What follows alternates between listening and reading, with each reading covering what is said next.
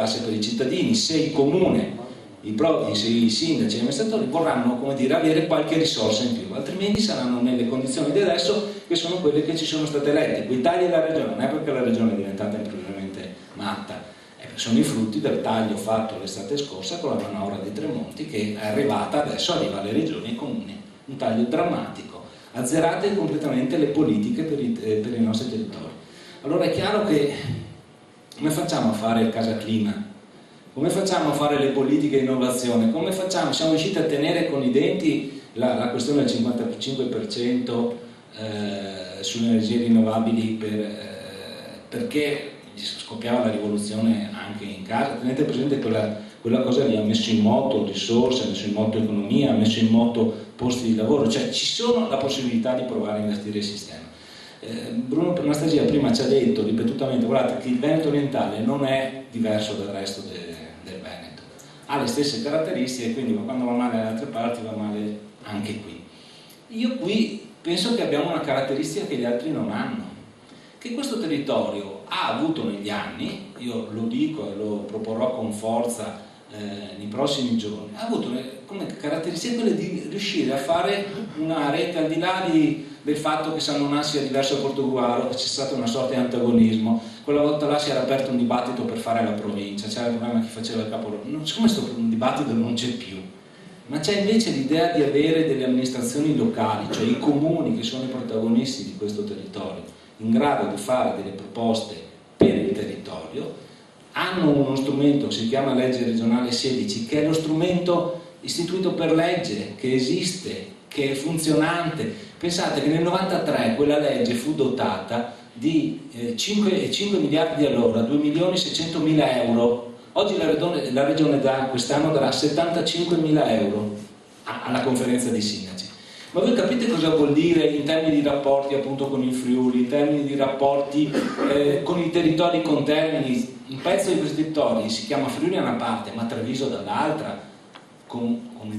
quello che vuol dire Treviso in termini di sviluppo. Allora noi non possiamo semplicemente limitarci a dire com'era quando eravamo piccoli, quando ero piccolo io, cioè, tanto c'è Jesolo, c'è Cavro, c'è le spiagge che ci salvano. Io penso che le spiagge siano una risorsa, ma che in qualche misura il resto del territorio debba avere la capacità di crescere con quella risorsa e di crescere con un sistema autonomo. Insomma, quello che sto dicendo è che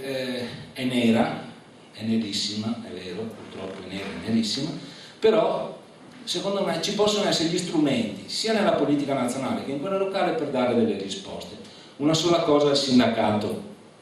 perché altrimenti siamo d'accordo su tutto. Io penso che la capacità di innovazione ci voglia anche nel mondo del sindacato.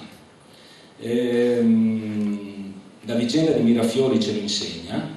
Lo dico a chi sta su questi territori e fa il sindacalista in questi territori, sapendo che quelle cose che sono state a lungo in discussione su Mirafiori sono cose che qui, grazie ad accordi che hanno firmato anche la CGIL molto spesso,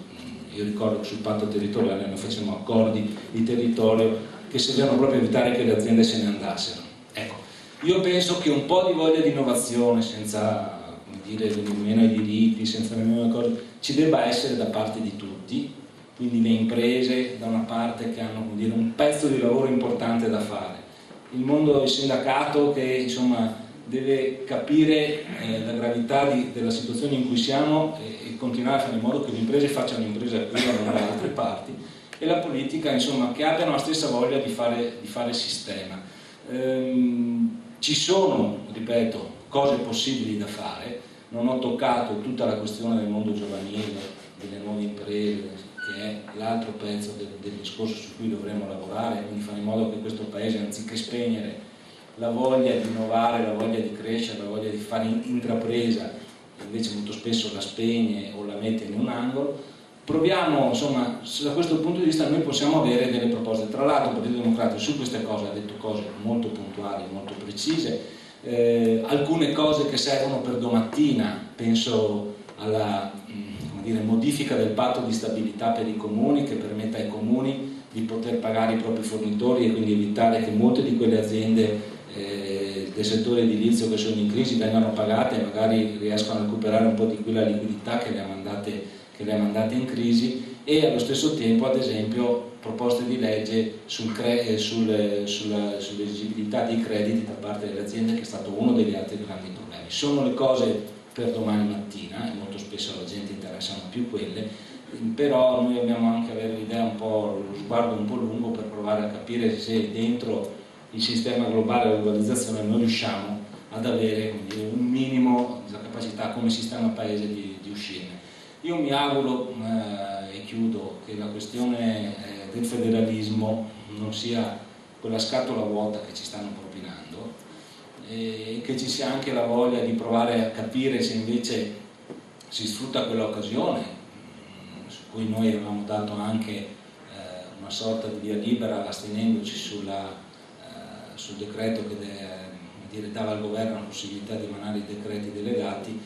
di cambiare e fare veramente una proposta che aiuti il Paese. Così com'è non lo farà, e quindi probabilmente c'è il rischio che avremo un'occasione persa. Però, ripeto, cerco di metterla un po' più in positivo. Ci sono alcune cose che si possono fare, alcune le abbiamo dette, e mi auguro che insomma i dati che ci sono stati dati questa sera ci dicono che siamo